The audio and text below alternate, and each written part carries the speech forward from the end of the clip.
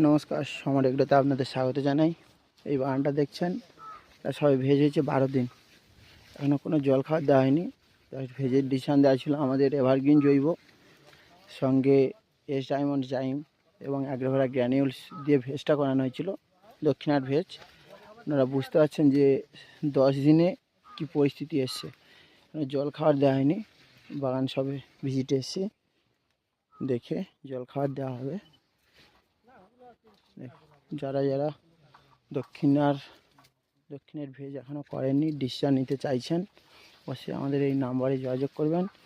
যদি ভিডিওটি ফেসবুক থেকে দেখে থাকেন প্লিজ চ্যানেলটিকে সাবস্ক্রাইব করুন, যদি ইউটিউব থেকে দেখে থাকেন চ্যানেলটিকে সাবস্ক্রাইব করে রাখবেন যাতে পরবর্তী নোটিফিকেশান ভিডিওগুলো পেতে পারেন।